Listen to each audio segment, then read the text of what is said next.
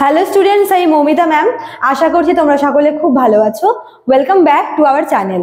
আজকে তোমাদের fourth semester major political সায়েন্সের প্রথম ক্লাসটা আমি নিচ্ছি। তোমাদের অনলাইন লাইভ ক্লাসটাও কিন্তু আজকেই নেওয়া হবে। তো আজকে থেকে ভিডিওগুলো শুরু করছি এবং অনলাইন ক্লাসও কিন্তু শুরু করব। তো যারা আমাদের কাছে অনলাইনে পড়তে চাইছো এই সেমিস্টারে, তারা আমাদের অফিসিয়াল নাম্বারে যোগাযোগ করতে পারো। আমাদের অফিসিয়াল নাম্বার দুটো আছে, একটা হচ্ছে 6295916282 আর একটা হচ্ছে 7076398606। দেখো লেখা আছে এখানে নাম্বার দুটো, ঠিক আছে? তোমরা যে কোনো একটা নাম্বারে কিন্তু যোগাযোগ করে নিও। তোমাদের ক্লাস আজকে থেকে শুরু হচ্ছে এবং চলবে, এবং যারা চাইছো যে একদম শুরু থেকে ক্লাসগুলো থাকবে, তারা কিন্তু এর মধ্যে আমাদের সাথে যোগাযোগটা করে নিও, ঠিক আছে?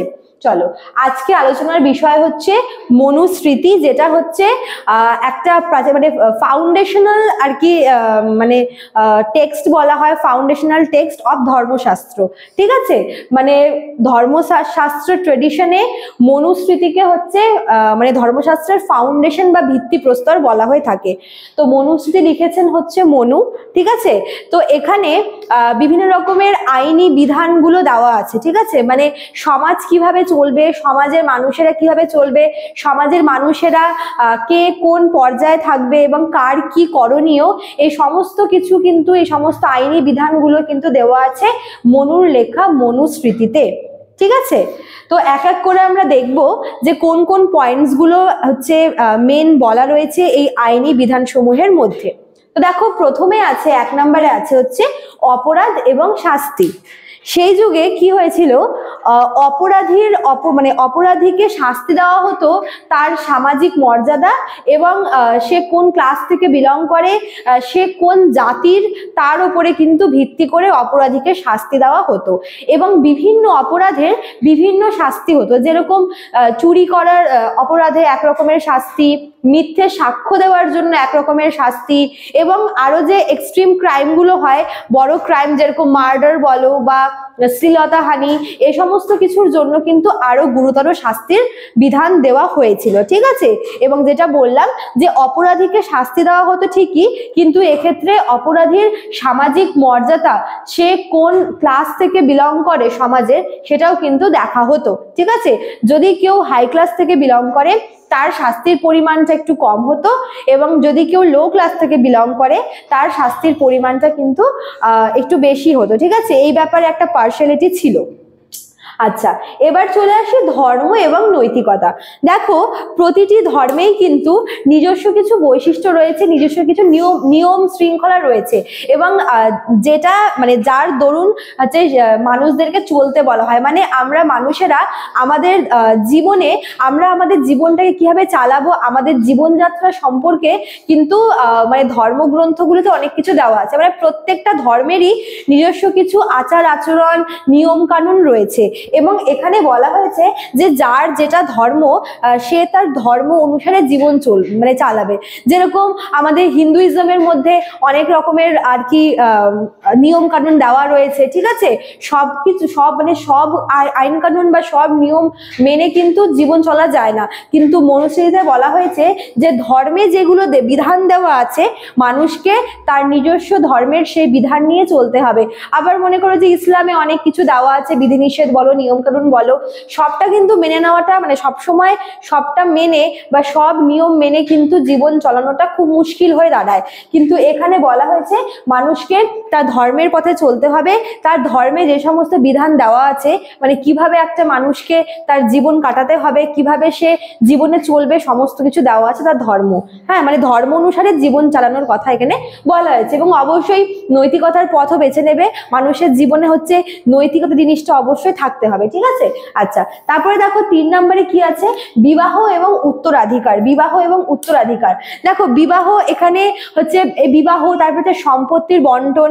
কি হয় যে বিবাহ, দেখো সমাজের একটা কিন্তু মানে কি বলবো, যে বংশ চালানোর একটা প্রথা বলা যেতে পারে, ঠিক আছে?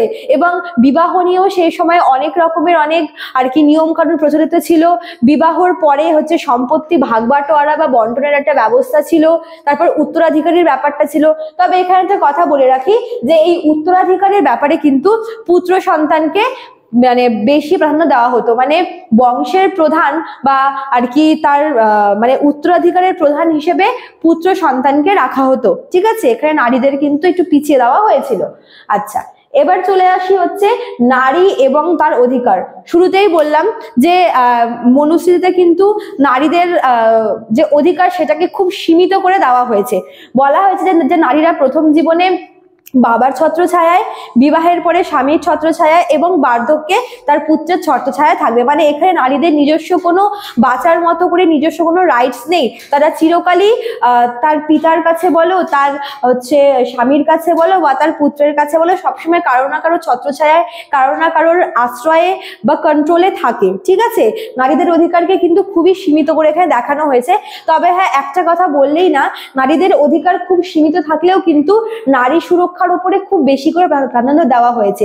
কেননা তারা মনে করতো যে নারীরা হচ্ছে সমাজের অলংকার এবং নারীর সুরক্ষা প্রদান করা, মানে সে নারীকে যতই কম অধিকার দেওয়া হোক না কেন, নারীর যে সম্মান সেটা রক্ষা করা, নারীকে প্রোটেকশন দেওয়া, এই সব কিছু কিন্তু খুব বেশি করে মানা হতো।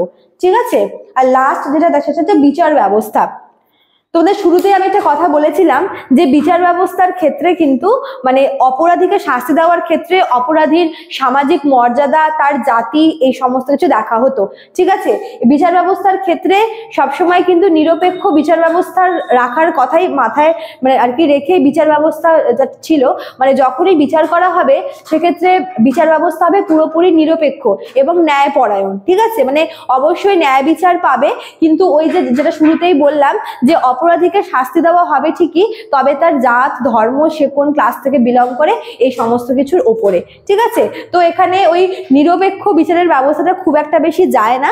আমি তাও বললাম যে এরকমও দেওয়া আছে যে বিচার ব্যবস্থা হবে নিরপেক্ষ এবং ন্যায়, মানে ন্যায় বিচার পাবে, কিন্তু সেক্ষেত্রে অপরাধীর শাস্তি তার আর কি ক্লাস দেখে ডিসাইড করা হবে। ঠিক আছে, তো এতক্ষণ যেগুলো বললাম এই সমস্ত বিধান, এই সমস্ত লিগাল টেনেটস কিন্তু বলা আছে হচ্ছে মনুস্মৃতিতে। ঠিক আছে, তো এই আইনি বিচারগুলো মনুস্মৃতিতে লেখা আছে। আমি তোমাদের পুরো সব পয়েন্টস গুলো খুব ভালো করে বোঝানোর চেষ্টা করলাম।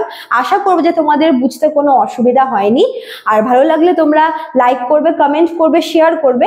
আর যারা আমাদের কাছে পড়তে চাইছো তারা কিন্তু আমাদের অফিসিয়াল নাম্বারে যোগাযোগ করে নিও। ঠিক আছে, আজকে থেকে তোমাদের ক্লাস শুরু হবে।